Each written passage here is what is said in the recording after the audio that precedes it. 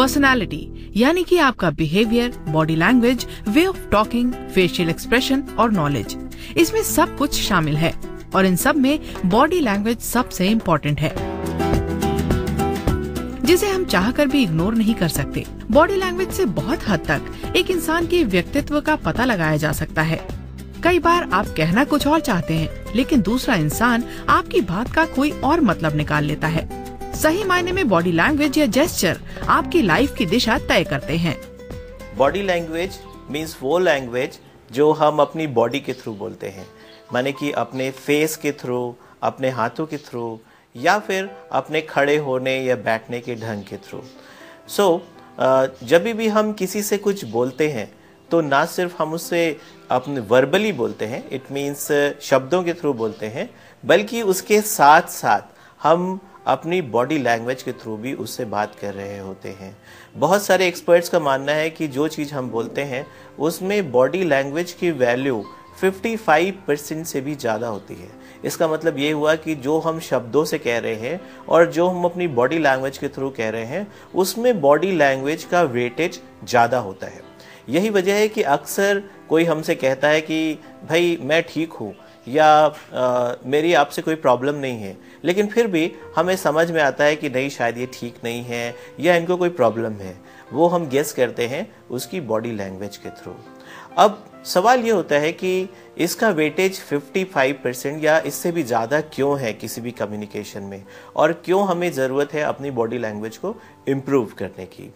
तो जाहिर सी बात है कि शुरुआत में अगर आप देखें तो कोई भी पर्सन जब छोटा होता है तो शुरुआत में सिर्फ अपनी बॉडी लैंग्वेज ही यूज़ कर रहा होता है। लैंग्वेज वो बाद में सीखता है। एक तो ये मेन रीज़न है। दूसरा ये कि बॉडी लैंग्वेज किसी भी रेस, कंट्री या फिर किसी भी रीजन के अक्रॉस यूनिवर्सल होती है। इसका मतलब ये हुआ कि बॉडी लैंग्वेज, और स्पेशली उसमें जो नेचुरल बॉडी लैंग्वेज है, natural body language means smile करना या क्राई करना या किसी के ऊपर गुस्सा होना, इवन ये सारी चीज़ें जो है हमारे बॉडी लैंग्वेज के थ्रू रिफ्लेक्ट होती है और ये सब नेचुरल होती हैं जनरली। तो इसका मतलब ये हुआ कि ये नेचुरल बॉडी लैंग्वेज यूनिवर्सल होती है, किसी भी रिलीजन, किसी भी रेस, किसी भी कंट्री से इंडिपेंडेंट होती है। अब इसके अलावा कुछ ऐसी बॉडी लैंग्वेज है जो हर कंट्री में या हर कल्चर में लोग अपनी ईजाद करते हैं और उसे वो as a body language accept करते हैं। तो ये इस तरीके की बॉडी लैंग्वेज ज़रूर थोड़ी सी डिफरेंट हो सकती है। अगर आप किसी से हैंडशेक कर रहे हैं और उसका हाथ बिल्कुल ढीला है तो इसका मतलब ये हुआ कि पर्सन या तो बहुत ज़्यादा थका हुआ है या फिर बहुत ही फ्लेक्सिबल है, मीन्स जो भी आप उससे कराना चाहे वो करा सकते हैं, और या फिर वो बिल्कुल ही बोर हो चुका है और वो बिल्कुल भी आपको इम्पोर्टेंस नहीं दे रहा है। ये भी एक रीज़न हो सकता है। अब अगर कोई हाथ आपको ऊपर रखे, माने अपना हाथ ऊपर रखे और आपका हाथ नीचे रख के हैंडशेक करने की कोशिश करे, तो इसका मतलब ये हुआ कि वो पर्सन अपने आप को बॉस की तरह रिफ्लेक्ट करना चाहता है। वो कहना चाह रहा है कि मैं आपसे सुपीरियर हूँ।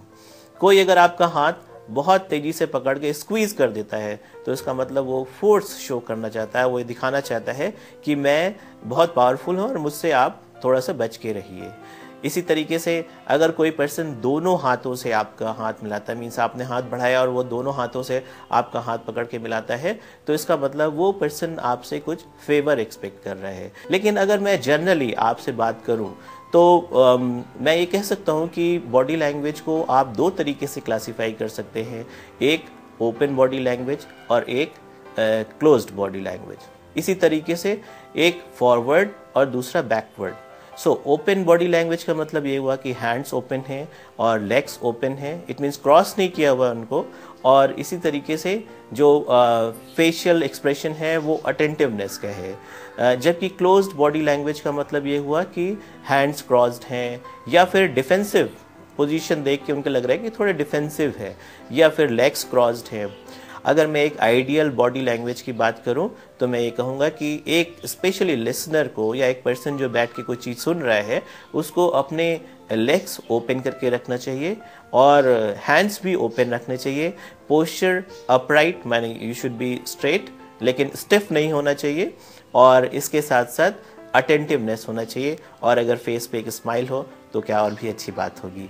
सो इन द एंड आप बॉडी लैंग्वेज से बहुत हद तक एक आइडिया लगा सकते हैं, स्पेशली वो बॉडी लैंग्वेज जो नेचुरल है और साथ साथ यूनिवर्सल है। लेकिन साथ में ये भी ध्यान रखिए कि इसको एज ए फॉर्मूला हम 100% कहीं नहीं यूज़ कर सकते हैं। फॉर एग्जांपल अगर किसी को ठंड लग रही है तो हो सकता है उसने क्रॉस हैंड किए हुए हो, तो इसलिए we should not use it as a 100% basis to identify कि वो पर्सन की स्टेट क्या है, किस तरीके की है। लेकिन फिर भी एक बहुत हद तक आपको ये बॉडी लैंग्वेज के रूल्स आपको बहुत हद तक मदद कर सकते हैं सामने वाले की मानसिक स्थिति को समझने के लिए, और इस हिसाब से अपना जवाब और अपनी कोशिश करने की कि आपको ये कोशिश किस उस समय करना ठीक है या नहीं, ये जानकारी पाने के लिए।